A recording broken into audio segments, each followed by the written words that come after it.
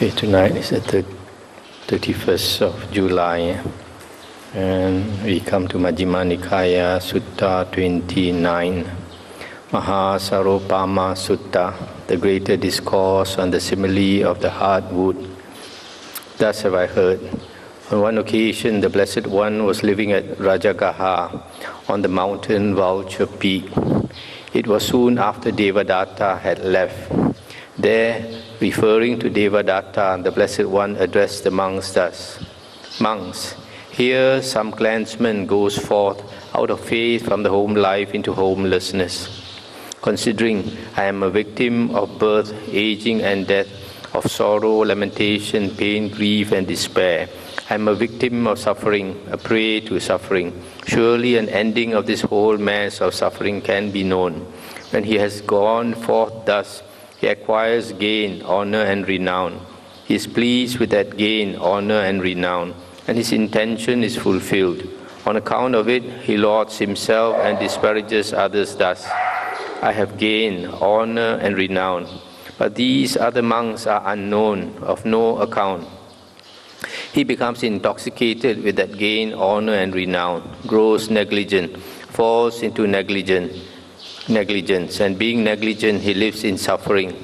Suppose a man needing hardwood, seeking hardwood, wandering in search of hardwood, came to a great tree standing possessed of hardwood, passing over its hardwood, its sapwood, its inner bark and its outer bark. He would cut off its twigs and leaves and take them away, thinking they were hardwood. Then a man with good sight, seeing him, might say, this good man did not know the hardwood, the sapwood, the inner bark, the outer bark, or the twigs and leaves. Thus, while needing hardwood, seeking hardwood, wandering in search of hardwood, he came to a great tree standing possessed of hardwood, and passing over its hardwood, its sapwoods, its inner bark, and its outer bark, he cut off its twigs and leaves and took them away, thinking they were hardwood. Whatever it was this good man had to make with hardwood, his purpose will not be served. So too monks, here some clansman goes forth out of faith, etc. And when he has gone forth, he acquires gain, honor and renown, and he is pleased with that gain, honor and renown, etc. This monk is called one who has taken the twigs and leaves of the holy life and stopped short with that. Stop here for a moment. So here the Buddha initially referred to Devadatta. Devadatta is one of his disciples who, because of fame, became egoistic and wanted to take the Buddha's place as leader of the Sangha. And because of his ambition, which the Buddha rejected, he planned to kill the Buddha. After that, he created a schism of the Sangha, split the Sangha, and for which he had to go to hell. So this gain, honor and renown, the Buddha compares with the twigs and leaves of a huge, great tree having possessed of hardwood, but somebody not realizing where the hardwood is takes away the twigs and leaves which are utterly useless.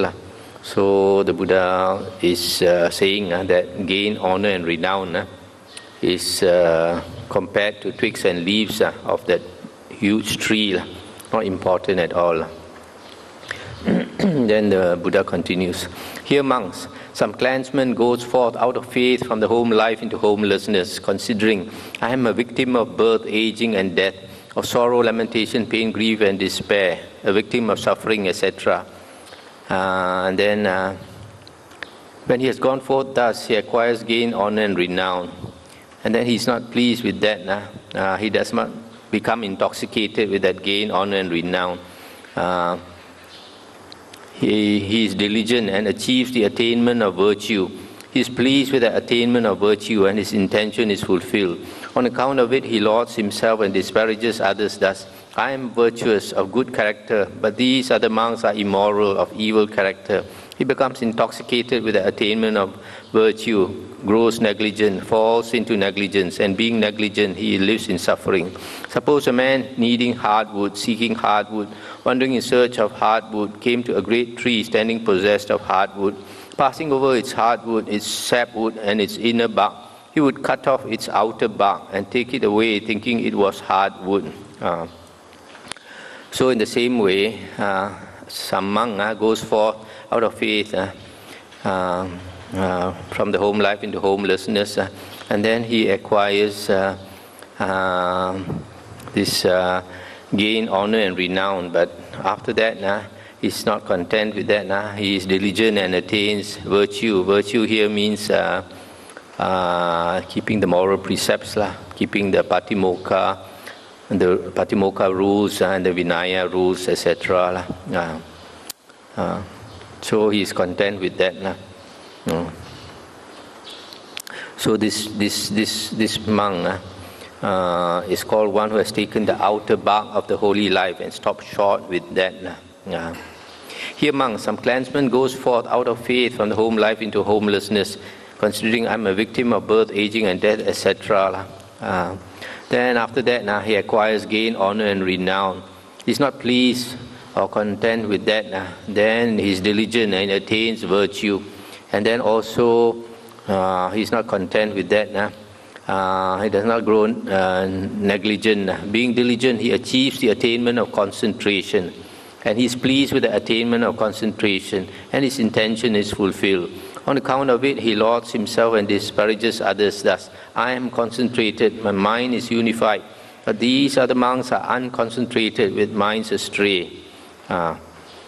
So he becomes intoxicated with that attainment, grows negligent. Suppose a man needing hardwood, seeking hardwood, came to a great tree possessed of hardwood. Passing over its hardwood and its sapwood, he would cut off its inner bark and take it away, thinking it was hardwood. In the same way, a monk goes forth and he stops short when he attains concentration.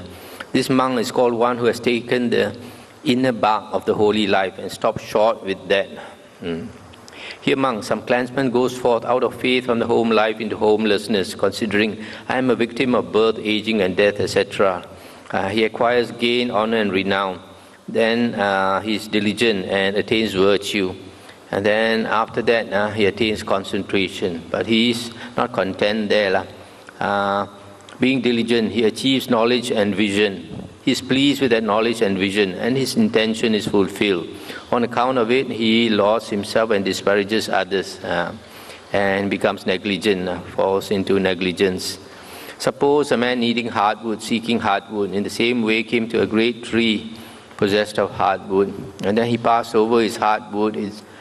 I would cut off its sapwood and taking it away, thinking it was hardwood. So in the same way, a monk who stops short when he achieves knowledge and vision is called one who has taken the hardwood of the holy life and stopped short with that. Here among some clansmen goes forth out of faith from the home life into homelessness, considering I am a victim of birth, aging, and death, sorrow, lamentation, pain, grief, and despair. I am a victim of suffering, a prey to suffering. Surely an ending of this whole mass of suffering can be known. When he has gone forth thus, he acquires gain, honor, and renown. He is not pleased with that gain, honor, and renown, and his intention is not fulfilled. And when he is diligent, he attains the attainment of virtue. He is pleased with the attainment of virtue, but his intention is not fulfilled. Then he is diligent and he achieves the attainment of concentration. He is pleased with the attainment of concentration, but his intention is not fulfilled. And then he is diligent and achieves knowledge and vision. He is pleased with that knowledge and vision, but his intention is not fulfilled. He does not, on account of it, laud himself and disparage others. He does not become intoxicated with that knowledge and vision. He does not grow negligent and fall into negligence. Being diligent, he attains perpetual liberation, and it's impossible for that monk to fall away from that perpetual deliverance. Suppose a man needing hardwood, seeking hardwood, wandering in search of hardwood, came to a great tree standing possessed of hardwood, and cutting off only its hardwood, he would take it away, knowing it was hardwood. Then a man with good sight, seeing him, might say, "This good man knew the heartwood, the sapwood, the inner bark, the outer bark, and the twigs and leaves. Thus, while needing heartwood, seeking heartwood, wandering in search of heartwood, he came to a great tree standing possessed of heartwood, and cutting off only its heartwood, he took it away, knowing it was heartwood. Whatever it was this good man had to make with heartwood, his purpose will be served. So too monks, here some clansman goes forth out of faith, and then he practices until he attains perpetual liberation. And it is impossible for that monk to fall away from that perpetual deliverance. So this holy life, monks, does not have gain, honor, and renown for its benefit, or the attainment of virtue for its benefit, or the attainment of concentration for its benefit, or knowledge and vision for its benefit. But it is this unshakable deliverance of mind that is the goal of this holy life, its heartwood and its end. That is what the Blessed One said. The monks were satisfied and delighted in the Blessed One's words. So here we find that the Buddha is talking about the different stages of attainment of a monk when he practices the holy life. First, he acquires gain, honor, and renown, but that is likened to the twigs and leaves of a great tree. And secondly, he can attain virtue or moral conduct, and that the Buddha likens to the outer bark of a great tree. Thirdly, he can attain concentration, the third stage. But concentration is likened to the inner bark of a huge tree by the Buddha. And then fourthly, he can attain knowledge and vision. And this knowledge and vision is considered to be the sapwood of the holy life, just like the sapwood of a huge tree. And then lastly, he can attain perpetual liberation. And this perpetual liberation, the Buddha calls the heartwood of this huge tree. So these are the 5 attainments that the Buddha has mentioned here. Now, gain, honor, renown, the first stage we all know, becoming famous. The second stage is virtue or moral conduct. As I mentioned just now, for a monk, moral conduct or virtue means keeping the Vinaya rules according to the Vinaya Pitaka, the 6 books of the Vinaya Pitaka, which includes the 227 precepts of a Theravada monk. And then the third stage is concentration. What is concentration? In the commentaries, they do not mention, they do not say what is meant by concentration here. And after that, the fourth stage is knowledge and vision. According to the commentaries, this refers to the heavenly eye or the divine eye, a type of psychic power where that monk can see heavenly beings and see ghosts and all that, spiritual beings. And then lastly, perpetual liberation, according to the commentary, refers to the 4 parts, the 4 fruits, and Nibbana. The 4 parts and 4 fruits are the Aryan stages, the 8 Aryan stages.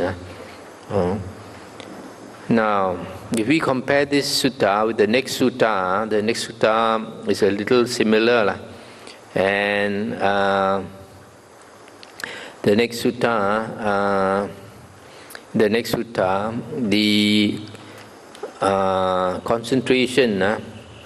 concentration is does not refer to the jhanas. Does not refer to the jhanas. It refers to concentration short of the jhanas.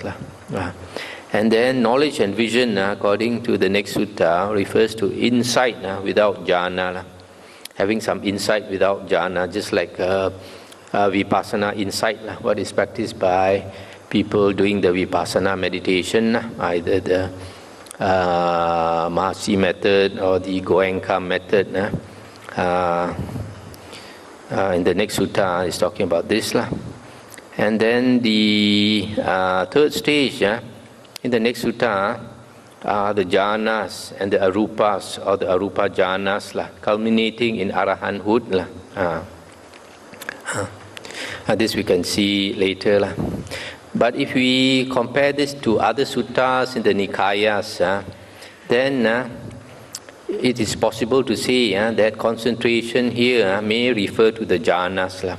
And knowledge and vision refers to the 4 paths and the 3 fruits, short of arahanthood. And perpetual liberation, the heartwood of the holy life, refers to arahanthood, because arahanthood is the unshakable liberation of mind that is mentioned in this last paragraph.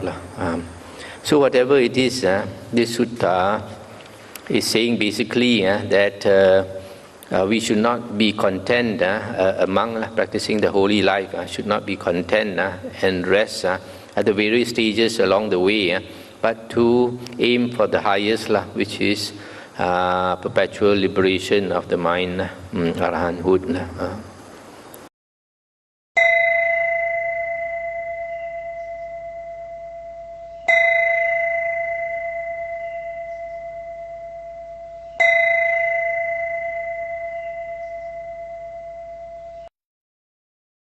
Sutta number 30, Chula Sarupama Sutta, the shorter discourse on the simile of the heartwood. Thus have I heard. On one occasion, the Blessed One was living at Savatthi in Jeta's Grove, Anathapindika's park. Now the Brahmin, Pingala Kocha, went to the Blessed One and exchanged greetings with him. When this courteous and amiable talk was finished, he sat down at one side and said to the Blessed One, Master Gotama, there are these recluses and Brahmins, each the head of an order, the head of a group, the teacher of a group, a well-known and famous founder of a sect, regarded by many as a saint, that is, Purana Kassapa, Makali Gosala, Ajita Kesa Kambalin, Pakuda Kachayana, Sanjaya Belati Putta, and Niganta Nataputta. Have they all had direct knowledge as they claim? Or have none of them had direct knowledge? Or have some of them had direct knowledge and some not? And the Buddha said, Enough, Brahmin, let this be. Have they all had direct knowledge as they claim? Or have none of them had direct knowledge? Or have some of them had direct knowledge and some not? I shall teach you the Dhamma, Brahmin. Listen and attend closely to what I shall say.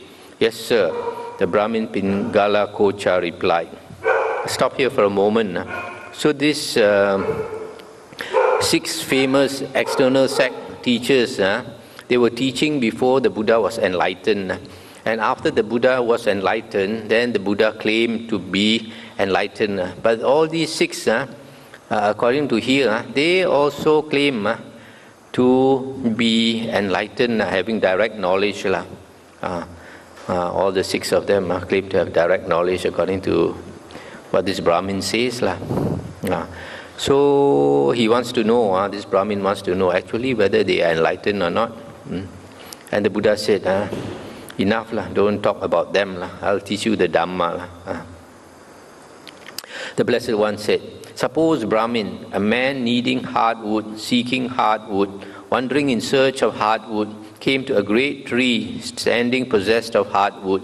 Passing over its heartwood, its sapwood, its inner bark and outer bark, he would cut off its twigs and leaves and take them away, thinking they were heartwood. Then the man with good sight, seeing him, might say, this good man did not know the heartwood, the sapwood, the inner wood, the outer bark, the inner bark, the outer bark, all the twigs and leaves. Thus, while needing heartwood, seeking heartwood, wandering in search of heartwood, he came to a great tree standing possessed of heartwood, and passing over its heartwood, its sapwood, its inner bark and outer bark, he cut off its twigs and leaves and took them away, thinking they were heartwood. Whatever it was this good man had to make with heartwood, his purpose will not be served. Suppose a man needing heartwood, seeking heartwood, wandering in search of heartwood, came to a great tree standing possessed of heartwood. Passing over its heartwood, its sapwood and inner bark, he would cut off its outer bark and take it away, thinking it was heartwood. Then a man with good sight, seeing him, might say, this good man did not know the heartwood, etc. Thus, while needing heartwood, he cut off its outer bark and took it away, thinking it was heartwood. Whatever it was this good man had to make with heartwood, his purpose will not be served. Suppose, the third case, suppose a man needing heartwood, seeking heartwood, wandering in search of heartwood, came to a great tree standing possessed of heartwood. Passing over its hardwood and its sapwood, he would cut off its inner bark and take it away, thinking it was hardwood. This is the third case. Then the fourth one, suppose a man needing hardwood, seeking hardwood, wandering in search of hardwood, came to a great tree standing possessed of hardwood. Passing over its hardwood, he would cut off its sapwood and take it away, thinking it was hardwood. Then the fifth one, suppose a man needing hardwood, seeking hardwood, wandering in search of hardwood, came to a great tree standing possessed of hardwood. Cutting off only its hardwood, he would take it away, knowing it was hardwood. Then a man with good sight, seeing him, might say, this good man knew the hardwood, the sapwood, the inner bark, the outer bark, and the twigs and leaves. Thus, while needing hardwood, seeking hardwood, wandering in search of hardwood, he came to a great tree standing possessed of hardwood, and cutting off only its hardwood, he took it away, knowing it was hardwood. Whatever it was this good man had to make with hardwood, his purpose will be served.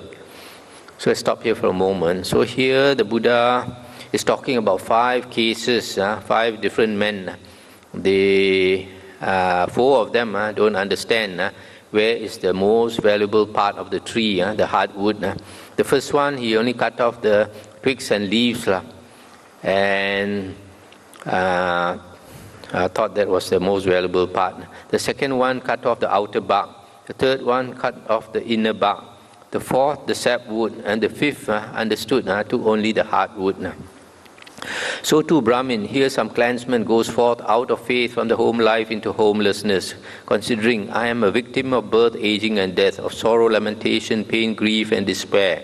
I am a victim of suffering, a prey to suffering. Surely an ending of this whole mass of suffering can be known. When he has gone forth thus, he acquires gain, honor, and renown. He is pleased with that gain, honor, and renown, and his intention is fulfilled. On account of it, he lauds himself and disparages others thus. I have gained honor and renown, but those other monks are unknown, of no account. So he arouses no desire to act. He makes no effort for the realization of those other states that are higher and more sublime than gain, honor, and renown. He hangs back and slackens. I say that this person is like a man needing hardwood, who came to a great tree standing possessed of hardwood, and passing over its hardwood, its sapwood, its inner bark and outer bark, he cut off its twigs and leaves, and took them away, thinking they were hardwood. So whatever it was he had to make with hardwood, his purpose will not be served. Similarly, the second case, here Brahmin, some clansman goes forth out of faith from the home life into homelessness. And then after he has gone forth, he acquires gain, honor, and renown. But he is not satisfied with that. And he arouses energy to attain those higher states. And then he attains virtue. And on account of that, he is pleased and his intention is fulfilled. On account of it, he lauds himself and disparages others. I say that this person is like the man needing hardwood, who passing over its hardwood, its sapwood, and its inner bark, cut off its outer bark and took it away, thinking it was hardwood. So whatever it was he had to make with hardwood, his purpose will not be served. Then the third case, here Brahmin, some clansman goes forth out of faith from the home life into homelessness. Then he acquires gain, honor, and renown. And then he achieves virtue. And then he's not content. He strives and achieves the attainment of concentration. And then he is pleased with the attainment of concentration, and his intention is fulfilled. On account of it, he lauds himself and disparages others. I say that this person is like a man needing hardwood, who passing over its hardwood and its sapwood, cut off its inner bark and took it away, thinking it was hardwood. So this is the third case. The fourth case, here Brahmin, some clansman goes forth out of faith from the home life into homelessness. And then he acquires gain, honor, and renown, but he's not satisfied. And then he acquires virtue, and then he's not satisfied, and then achieves the attainment of concentration. And then he is not content. He strives and achieves knowledge and vision. And he is pleased with that knowledge and vision, and his intention is fulfilled. On account of it, he lauds himself and disparages others. I say that this person is like the man needing heartwood, who, passing over its heartwood, cut off its sapwood and took it away, thinking it was heartwood. So this is the fourth case. Here, Brahmin, some clansman goes forth out of faith from the home life into homelessness, considering I'm a victim of birth, aging, and death, etc. Then he acquires gain, honor, and renown. And then after that, he acquires virtue. And then after that, he achieves concentration. And then after that, he achieves knowledge and vision.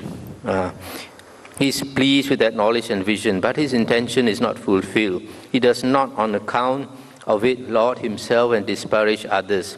He arouses desire to act, and he makes an effort for the realization of those other states that are higher and more sublime than knowledge and vision. He does not hang back and slacken. But what Brahmin are the states that are higher and more sublime than knowledge and vision? Here, Brahmin, quite secluded from sensual pleasures, secluded from unwholesome states, among enters upon and abides in the first jhana, which is accompanied by applied and sustained thought, with delight and pleasure born of seclusion. This is a state higher and more sublime than knowledge and vision. Again, with the stilling of applied and sustained thought, among enters upon and abides in the second jhana. This too is a state higher and more sublime than knowledge and vision. Again, with the fading away as well of delight, among abides in equanimity, mindful and fully aware, still feeling pleasure with the body, he enters upon and abides in the third jhana. This too is a state higher and more sublime than knowledge and vision. Again, with the abandoning of pleasure and pain, and with the previous disappearance of joy and grief, among enters upon and abides in the fourth jhana. This too is a state higher and more sublime than knowledge and vision. Again, with the complete surmounting of perceptions of form, with the disappearance of perceptions of sensory impact, with non-attention to perceptions of diversity, aware that space is infinite, among enters upon and abides in the base of infinite space. This too is a state higher and more sublime than knowledge and vision. Again, by completely surmounting the base of infinite space, among enters upon and abides in the base of infinite consciousness. This too is a state higher and more sublime than knowledge and vision. Again, by completely surmounting the base of infinite consciousness, aware that there is nothing, among enters upon and abides in the base of nothingness. This too is a state higher and more sublime than knowledge and vision. Again, by completely surmounting the base of nothingness, among enters upon and abides in the base of neither perception nor non-perception. This too is a state higher and more sublime than knowledge and vision. Stop here for a moment. So here you see the Buddha is talking about the four rupa jhanas and the four arupas, or arupa jhanas. And he says that all these states are higher than the previous ones. What are the previous ones? The first one is gain, honor, and renown, because this is not important. And the second one is virtue. Then the third is concentration, which is short of the jhanas. And then the fourth is knowledge and vision. This knowledge and vision refers to insight. So since it is short of the jhanas, you can see here very clearly, this refers to the vipassana jhanas, the vipassana knowledge and vision that is practiced by people doing the vipassana meditation nowadays. So vipassana meditation, when you still haven't attained the jhanas, the Buddha says it is much lower. All these jhana states, the Buddha says, this is a state higher and more sublime than knowledge and vision. So in the original Buddha's discourses, the insight that you achieve without jhana is inferior. Nowadays, they always say that is superior and that is the way to enlightenment and all that. You can see very clearly from the suttas, all those are lies. And in the Buddha's words, all those insight that is attained short of the jhanas are inferior to the jhanas. All the four rupa jhanas and all the four arupas here. Continuing, again, by completely surmounting the base of neither perception nor non-perception, among enters upon and abides in the cessation of perception and feeling, and his stains or asavas are destroyed by seeing with wisdom. This too is a state higher and more sublime than knowledge and vision. These are the states that are higher and more sublime than knowledge and vision. I say that this person, Brahmin, is like a man needing hardwood, seeking hardwood, wandering in search of hardwood, who came to a great tree standing possessed of hardwood, and cutting off its hardwood, took it away knowing it was hardwood. And so whatever it was he had to make with hardwood, his purpose will have been served. So this holy life, Brahmin, does not have gained honor and renown for its benefit, or the attainment of virtue for its benefit, or the attainment of concentration for its benefit, or knowledge and vision for its benefit. But it is this unshakable deliverance of mind that is the goal of this holy life, its hardwood and its end. When this was said, the Brahmin, Pingala Kocha, said to the Blessed One, "Magnificent Master Gotama, magnificent Master Gotama. Master Gotama has made the Dhamma clear in many ways, as though he were turning upright what had been overthrown, revealing what was hidden, showing the way to one who was lost, or holding up a lamp in the dark for those with eyesight to see forms. I go to the Master Gotama for refuge, and to the Dhamma, and to the Sangha of monks. From today, let Master Gotama remember me as a lay follower who has gone to him for refuge for life."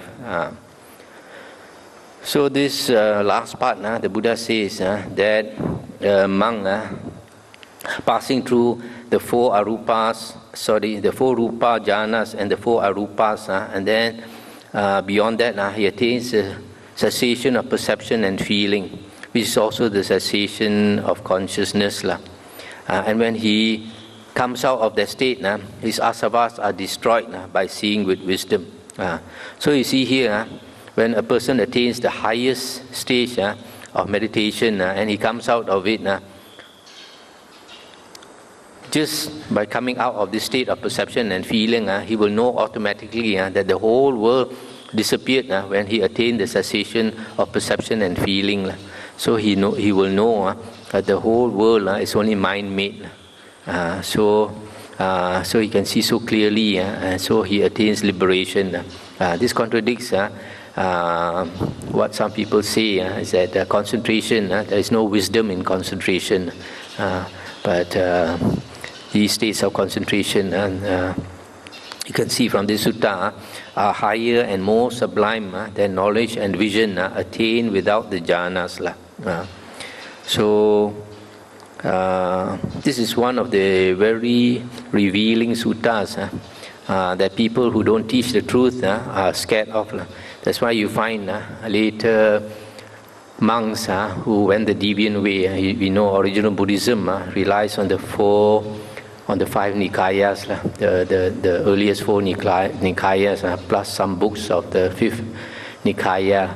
Later Buddhism went into Mahayana and Hinayana. And both these schools, Mahayana and Hinayana, they are scared of the suttas. So they tell the followers not to study the suttas, waste of time and all this thing, and inferior teaching and all that. But it's precisely because all these suttas show up their lies. That's why they are scared of these suttas. So from this, you can see vipassana meditation that is practiced nowadays is inferior to the jhanas in this sutta. Also from the suttas, other suttas, we know that to attain anagamin, the third fruit, and arahanthood, the fourth fruit, 4 jhanas are necessary. The 4 jhanas. So you can see from here the sequence to attain liberation. A person attains the first jhana, then the second, the third, and the fourth. From other suttas, after the 4th jhana, a person can attain liberation. But there are some monks, after that they go into the arupa jhanas. And after the other 4 arupa jhanas, if they can attain cessation of perception and feeling, the Buddha says is the best. Then when they come out of that state, immediately they become enlightened. So this is one of the many suttas where the Buddha shows the importance of the jhanas. Earlier we saw the Buddha calls the jhanas the footprints of the Buddha, footprints of the Tathagata.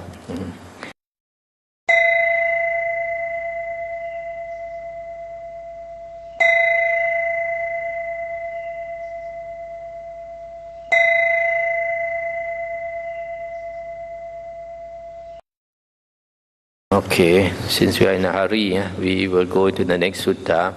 Sutta 31, Chula Gosinga Sutta, a shorter discourse in Gosinga. Thus have I heard. On one occasion, the Blessed One was living at Nadika in the brick house. Now on that occasion, the Venerable Anuruddha, the Venerable Nandya, and the Venerable Kimbila were living at the park of the Gosinga Sala tree wood.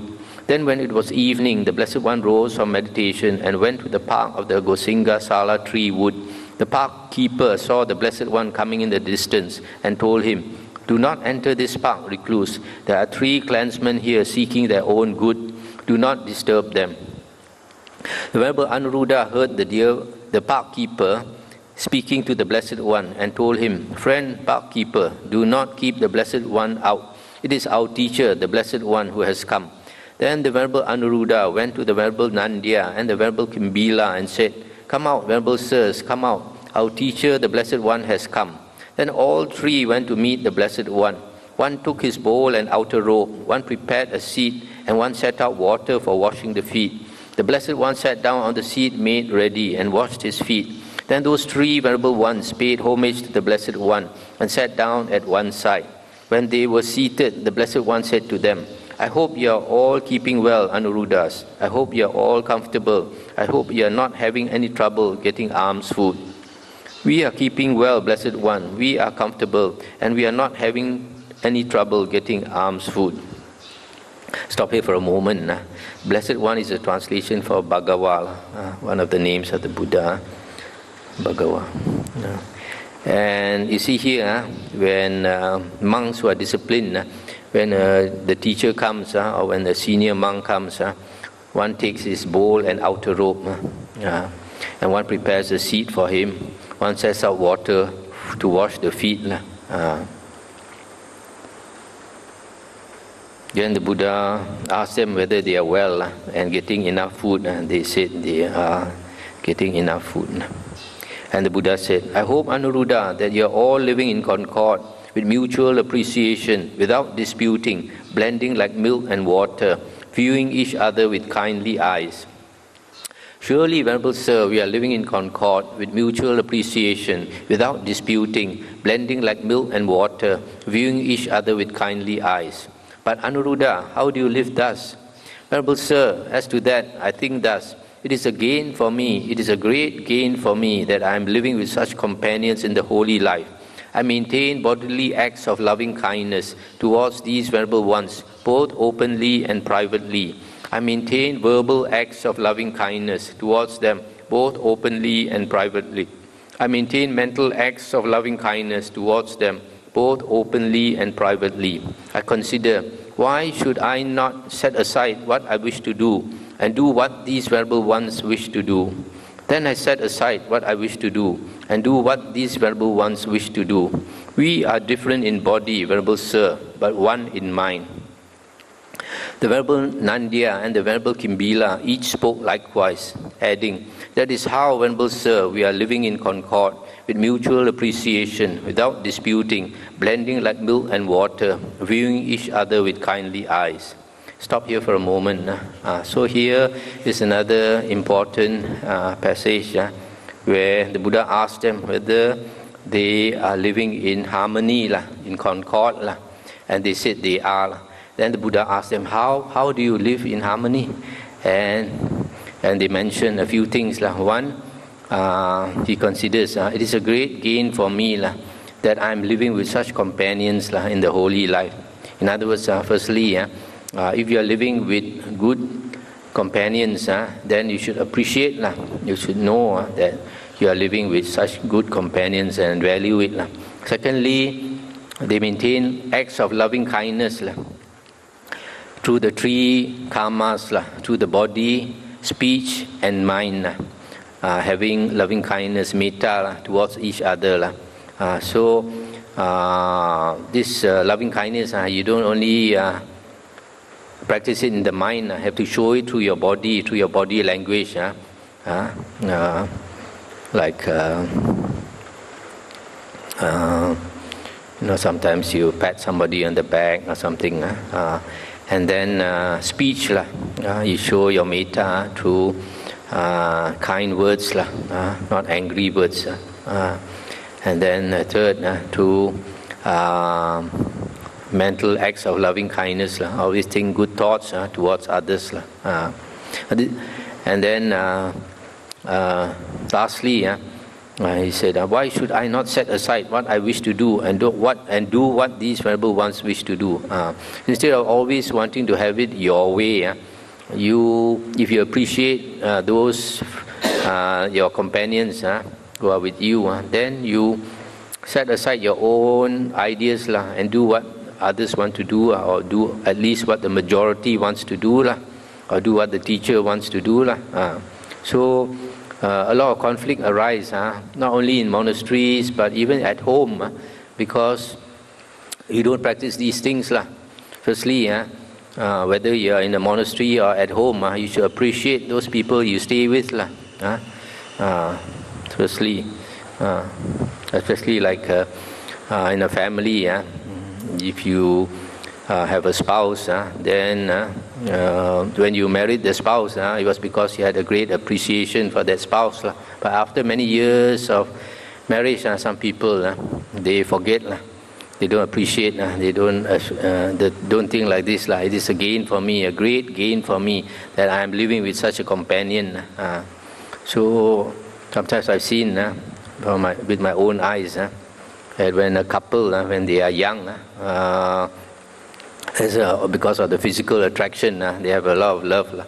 But later, when they are old, in their 60s, some of them, then they start to have a lot of friction.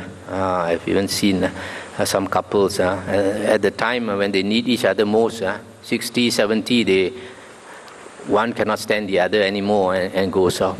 Partly because sometimes one of them, especially the woman, they tolerate the husband because of the children. The children are young, so they tolerate the husband, and the husband's ego is so big. They tolerate many years, but when they are in the 60s, then the wife doesn't need the husband anymore, and the children normally they will go towards the mother, and then at that time, if the man still has a big fat ego, then the wife will just pack up and go off, and the children will follow the wife, and then the man is left all alone. I've seen this a few times. So you have to be careful to, even at home, to practice like monks here, to appreciate your companion and to show loving kindness through body, speech and mind.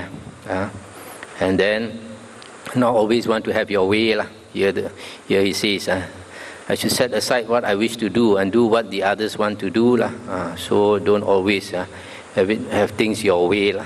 Be considerate. In a monastery also, sometimes a lot of friction arises because some people, their ego very fat, and then speak very loudly instead of speaking gently. You just have to open your eyes and open your ears. There are some people, very obvious to everybody, speak very loudly, very inconsiderate and all these things.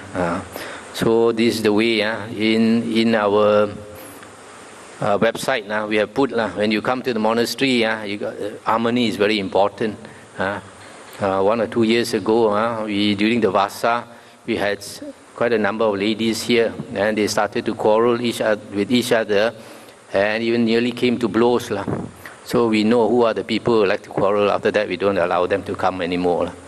So in the same way, if you come to a monastery, you create problems.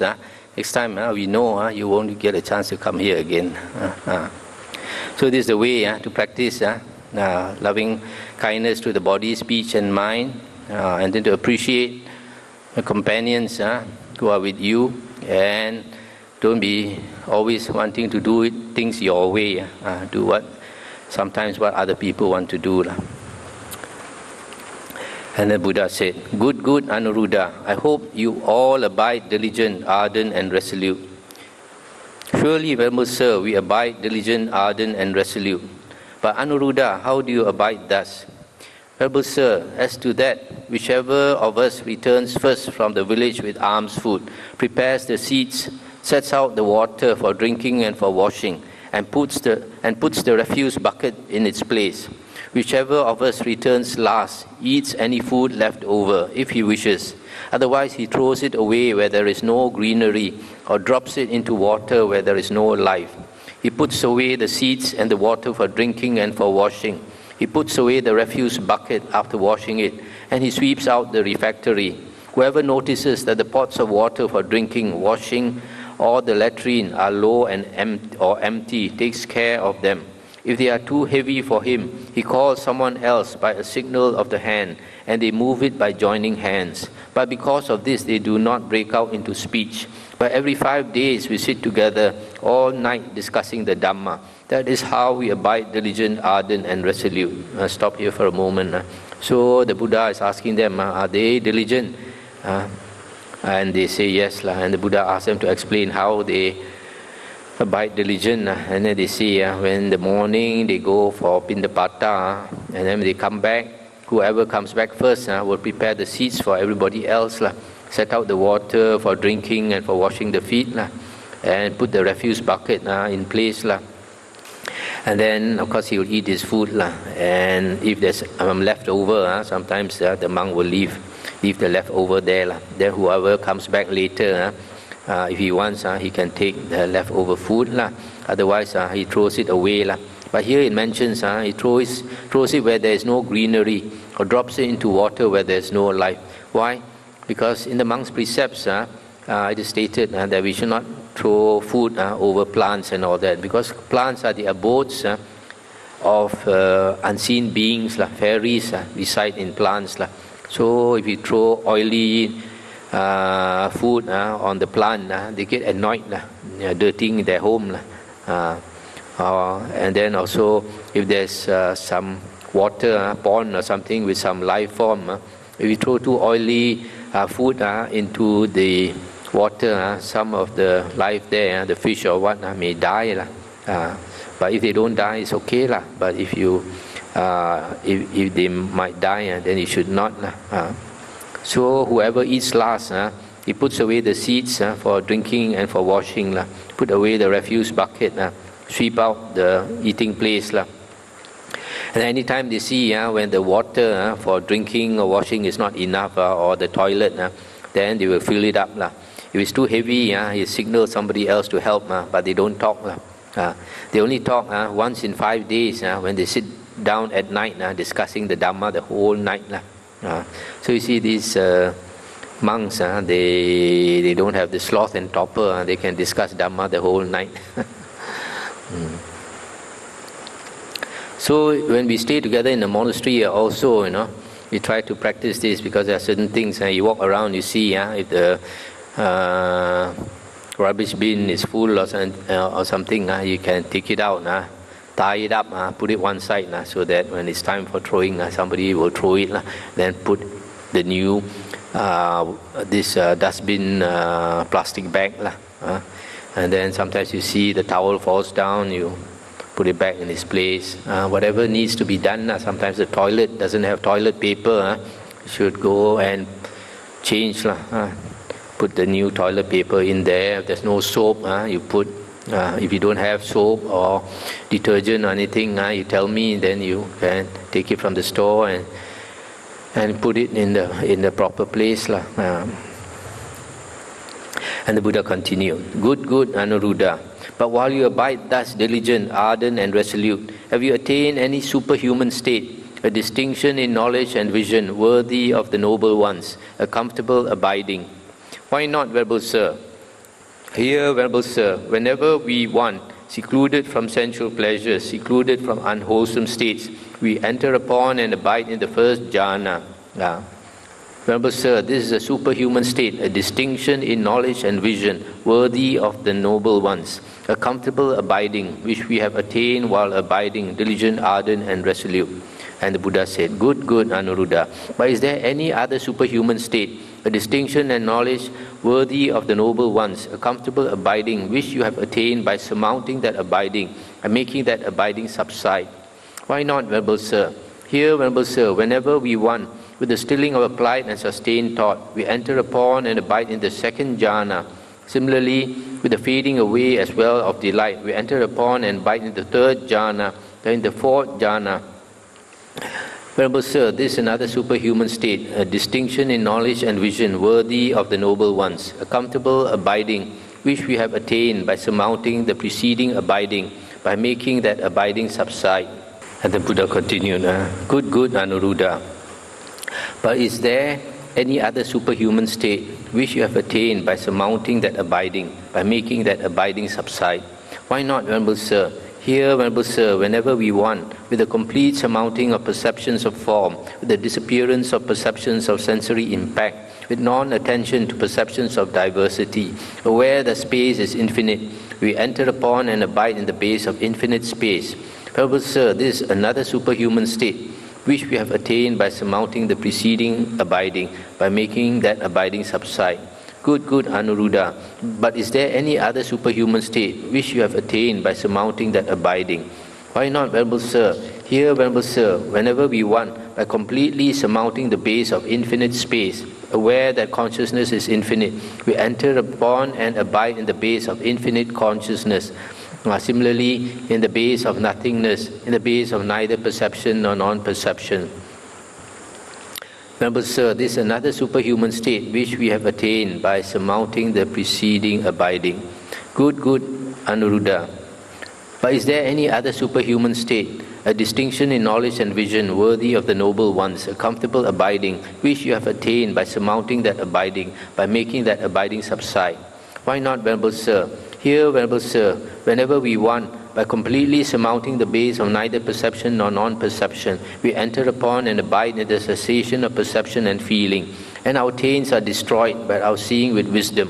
Venerable Sir, this is another superhuman state, a distinction in knowledge and vision worthy of the noble ones, a comfortable abiding which we have attained by surmounting the preceding abiding, by making that abiding subside.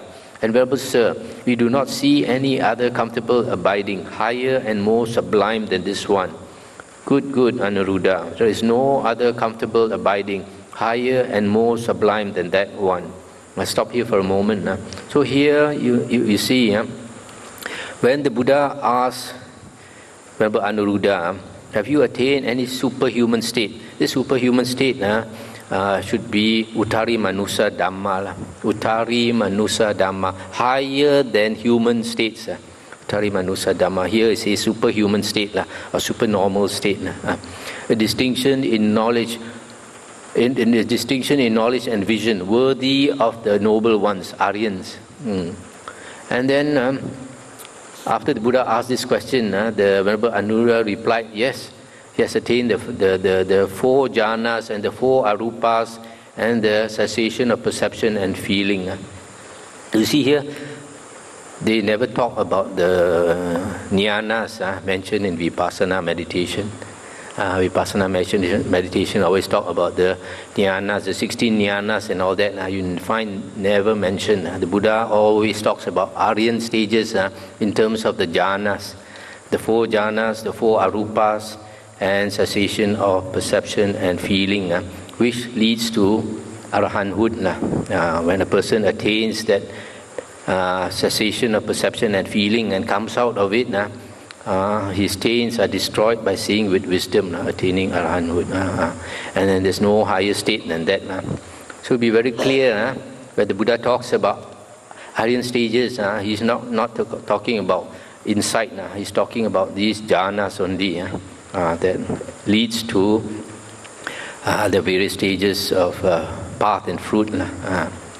Then when the Blessed One had instructed, urged, roused and encouraged the Venerable Anuruddha, the Venerable Nandya and the Venerable Kimbila with a talk on the Dhamma, he rose from his seat and departed. After they had accompanied the Blessed One a little way and turned back again, the Venerable Nandya and the Venerable Kimbila asked the Venerable Anuruddha, have we ever reported to the Venerable Anuruddha that we have obtained those abidings and attainments that the Venerable Anuruddha in the Blessed One's presence ascribed to us up to the destruction of the taints? And he said, the Venerable Ones have never reported to me that they have obtained those abidings and attainments.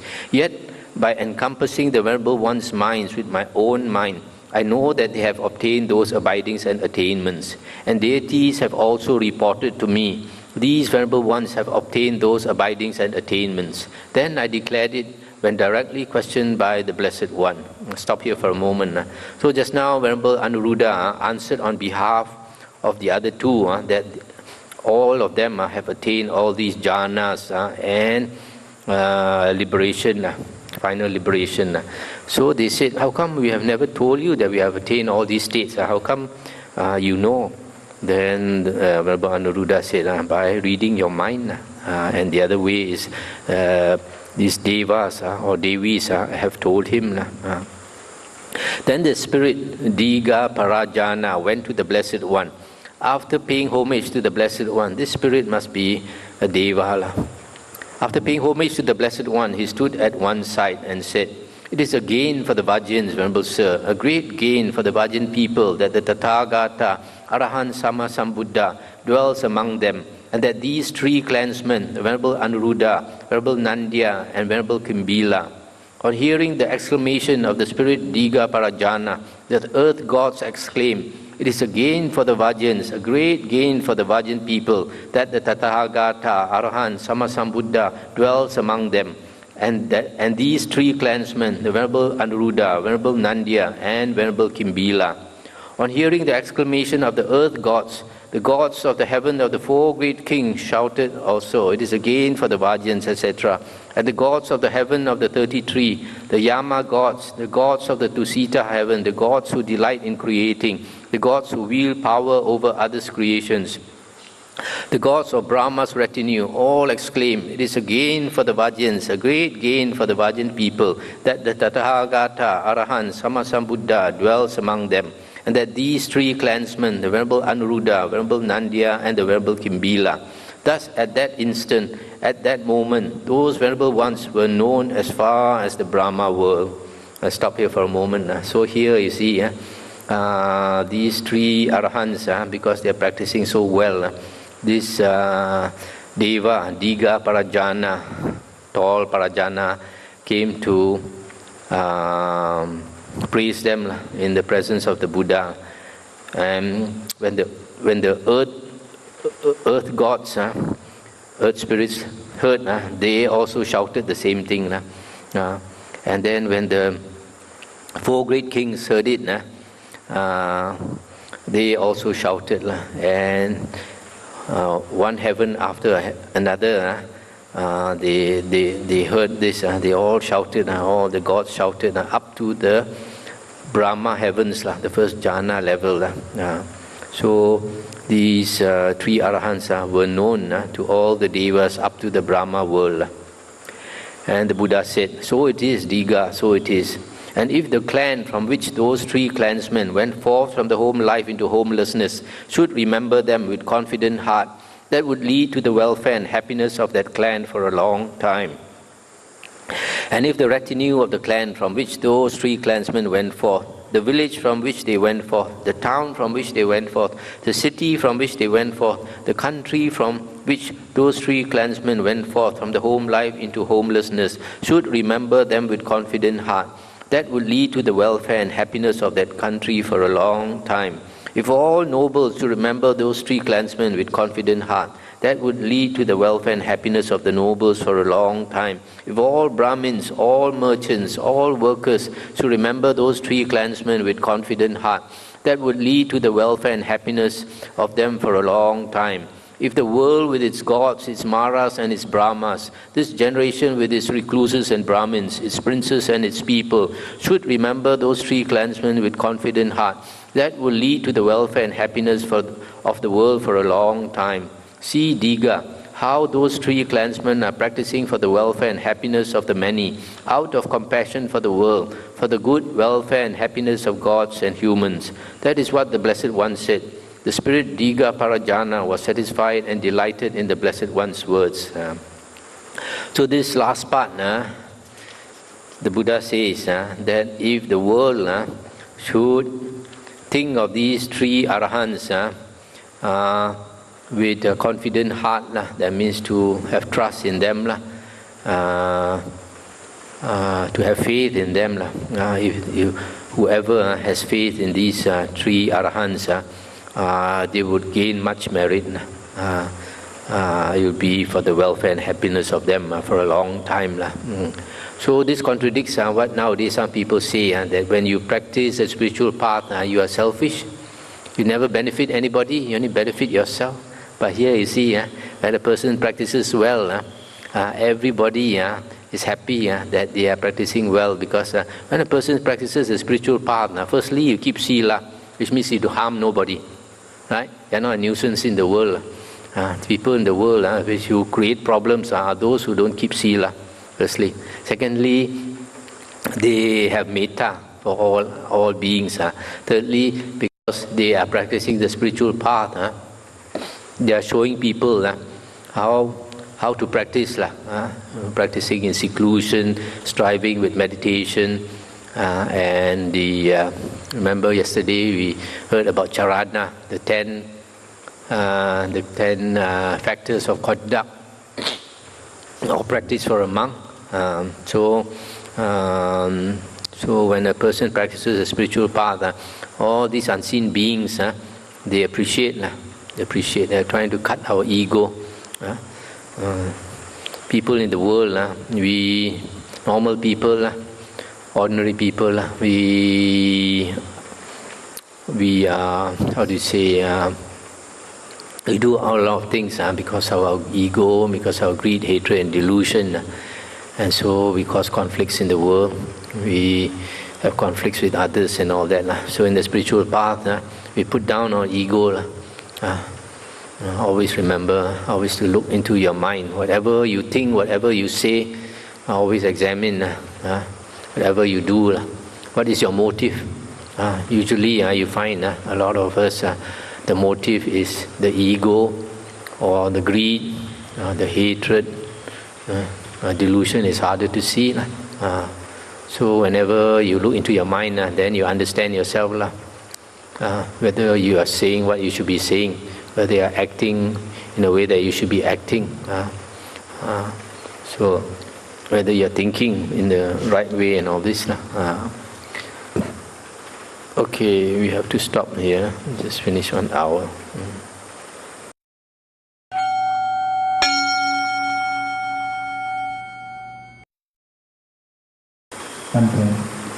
Thank you again for a wonderful Dhamma talk, very insightful. Thank you.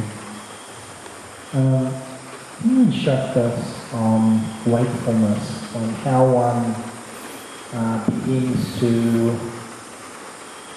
not sleep or focus more on the spiritual path rather than sleep?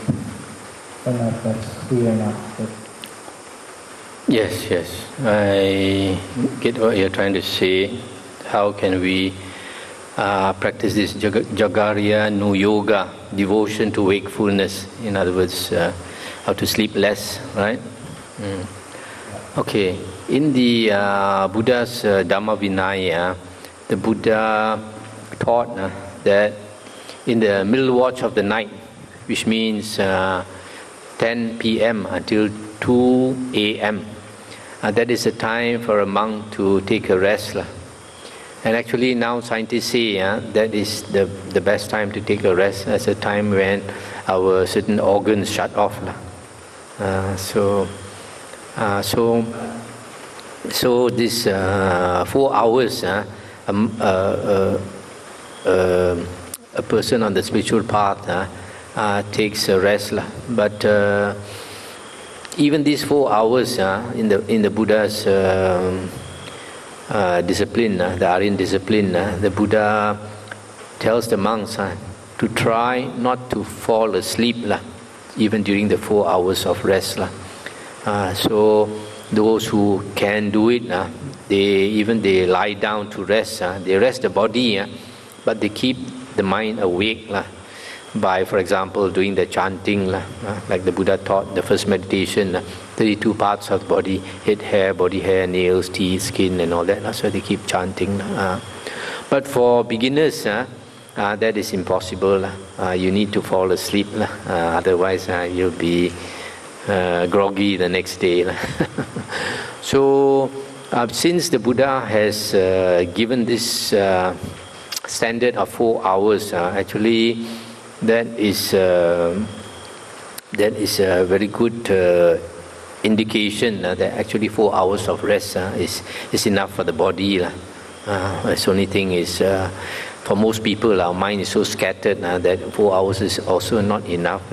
But if you really are keen to make quick progress, then you try to put on the timer, either on the alarm clock or use your handphone to time it so that after 4 hours of sleep, you get up.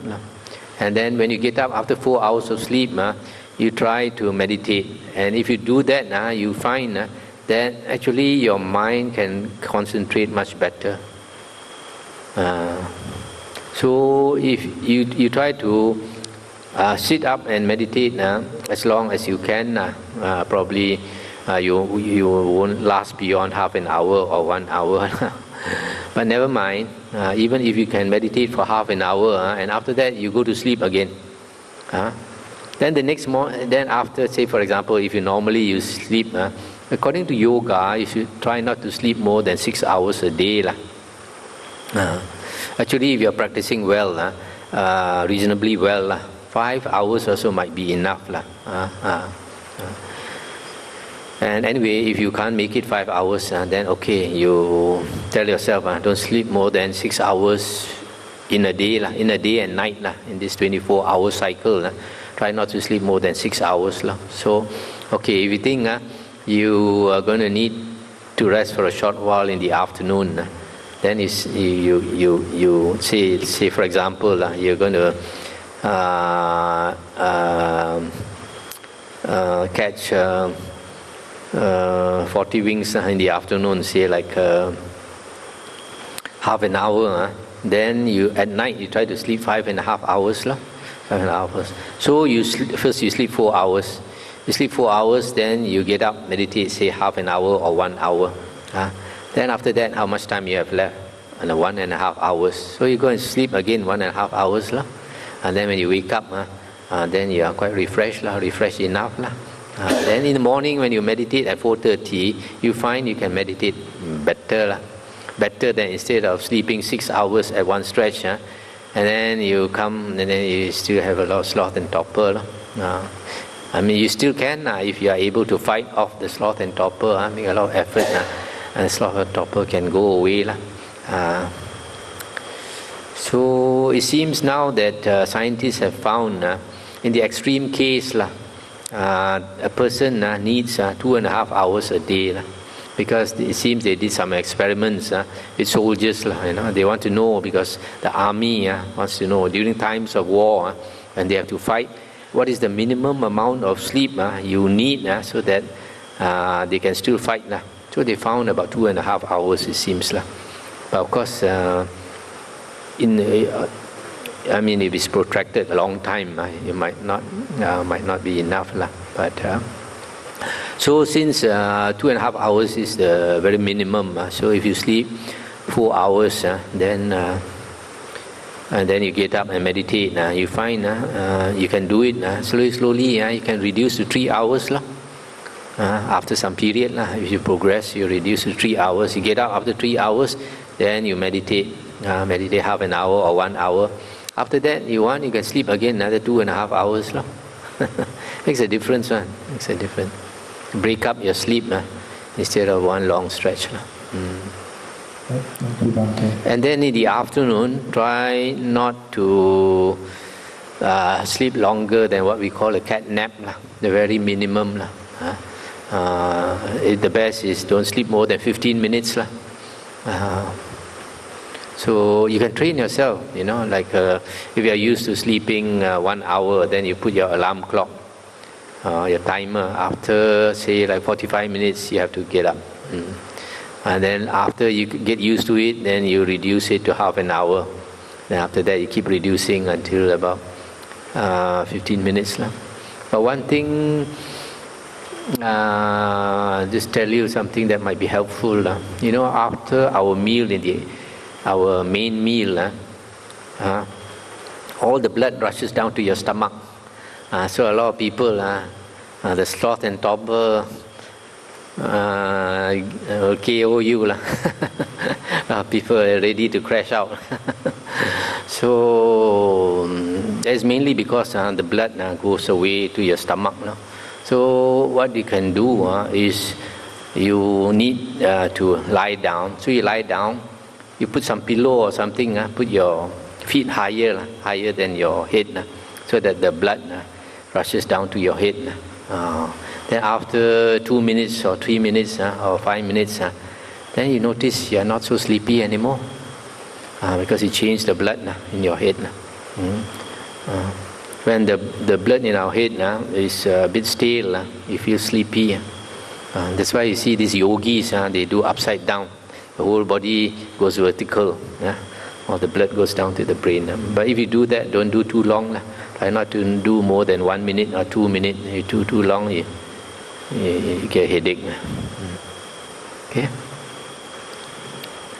When taking Sutta 51, how come the practitioner couldn't recognize the Blessed One?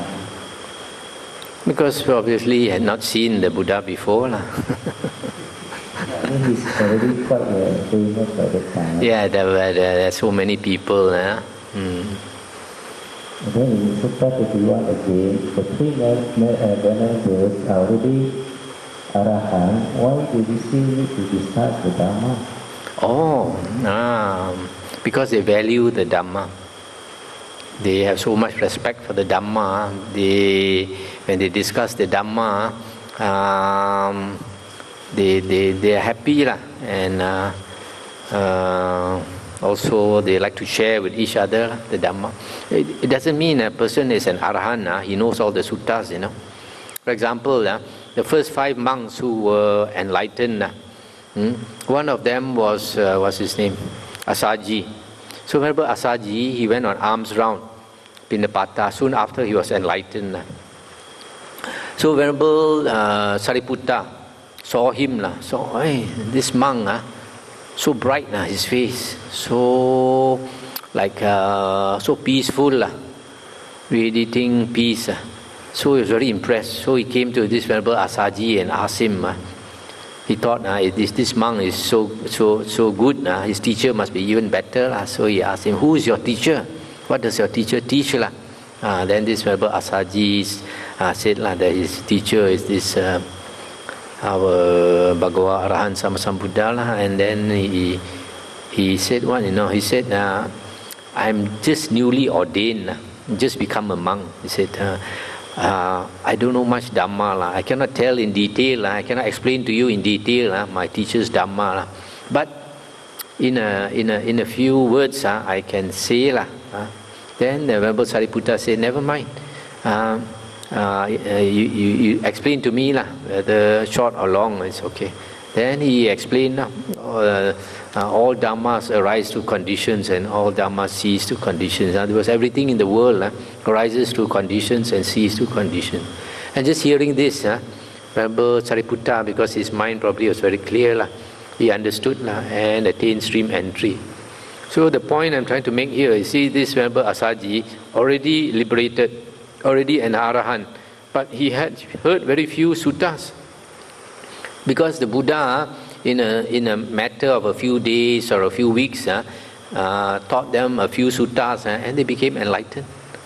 They became enlightened because their mind was very clear. If a person has attained 4 jhanas, the mind is very clear. Very often we find in the suttas and the Vinaya books, the Buddha speaks only one sutta. They listen to sometimes only one sutta and they become enlightened. So after they have become enlightened, it doesn't mean they know everything, A lot of suttas they don't know. So when they sit together, they discuss, and they get to know more. Anyway, out of these 3 Arahants, 2 of them are only newly enlightened. Probably Anuruddha was enlightened earlier. The other 2 was enlightened, just enlightened only.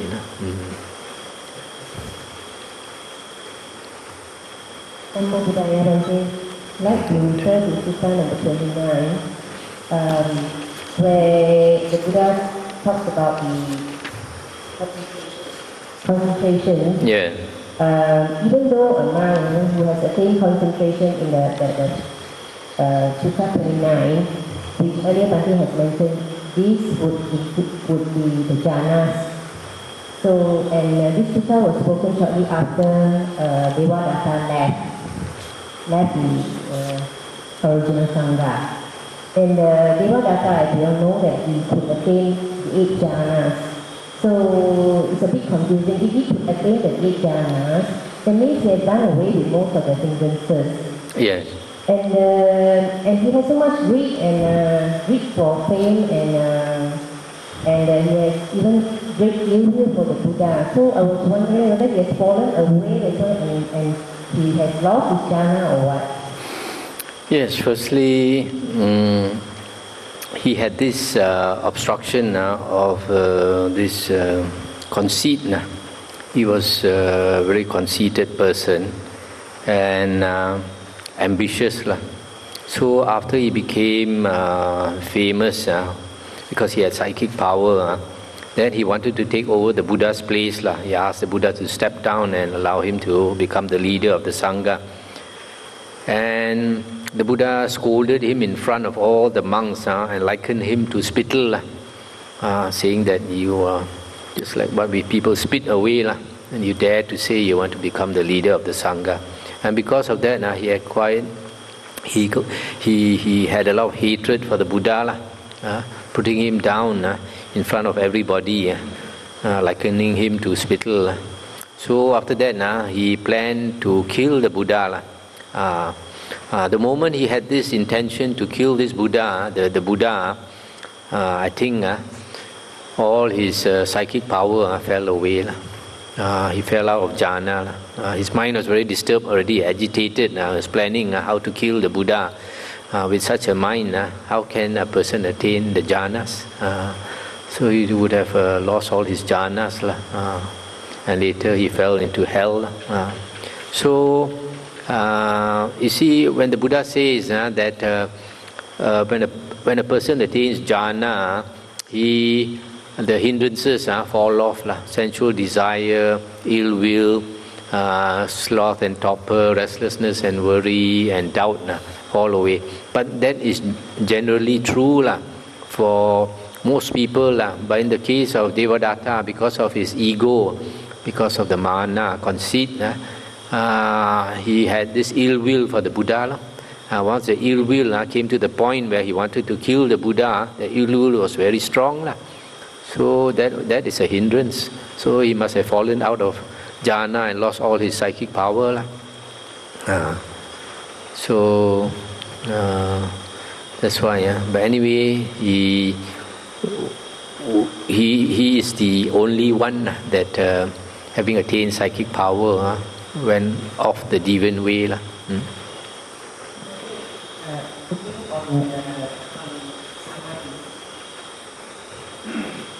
On Sama Samadhi, so he talked about walking the Noble Eightfold Path. So here is a very good example. Devadatta walks the wrong Eightfold Path. So because the Noble Eightfold Path starts with the right view and then ends with Sama Samadhi. So it goes to show that Devadatta doesn't have right view. So he ends up in a wrong samadhi, or is there such a thing as wrong samadhi? No, the samadhi is right samadhi, but it is not Aryan samadhi, not noble samadhi.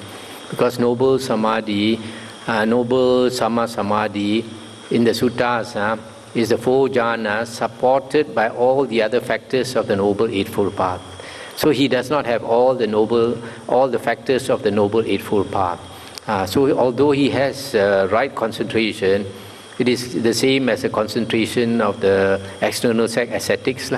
People who have psychic powers and all that, they have right concentration, but they don't have the noble or Aryan right concentration, which is supported by all the other factors of the Noble Eightfold Path. Also, as you mentioned, meditation without right view is dangerous. The Buddha always says that you must have right view first. That is the first factor of the Noble Eightfold Path. If you don't have right view, you have not entered the stream and you have not entered the Noble Eightfold Path.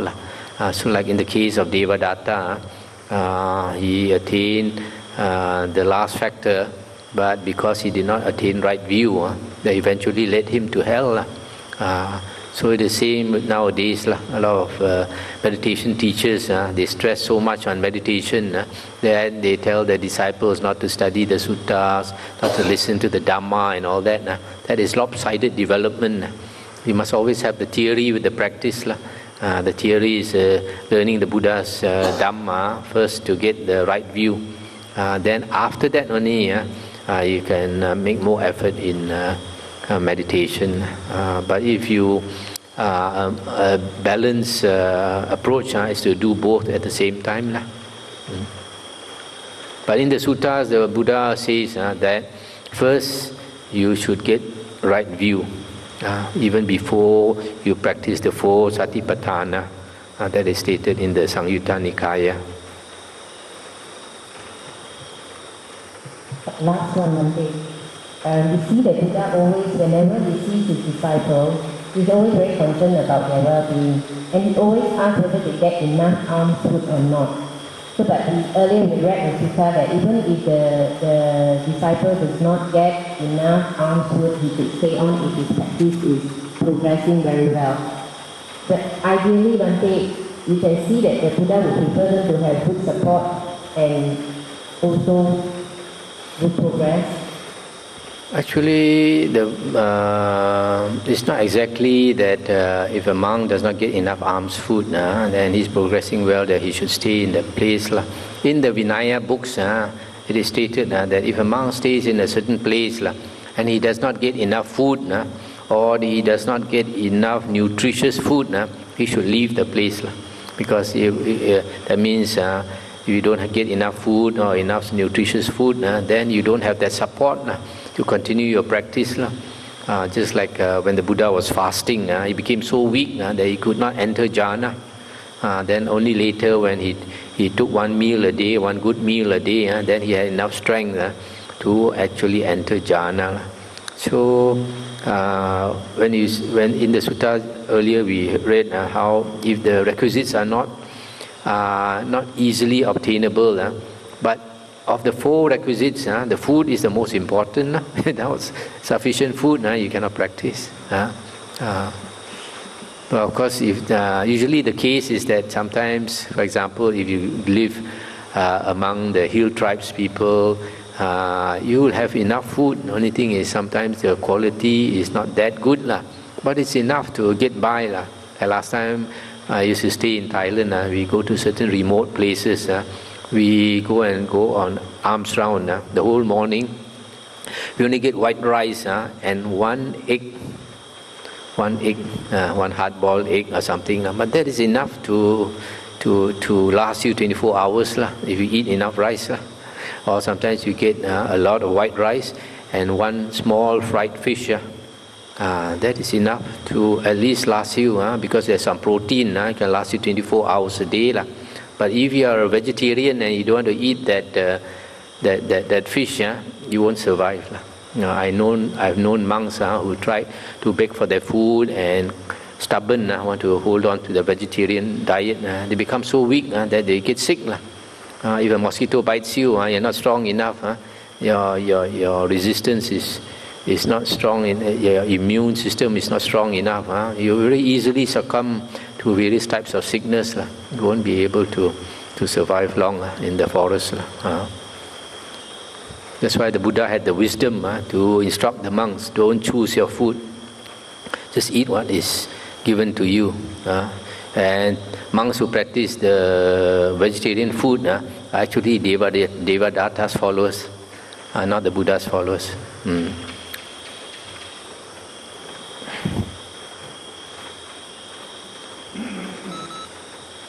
Okay. Shall we end here?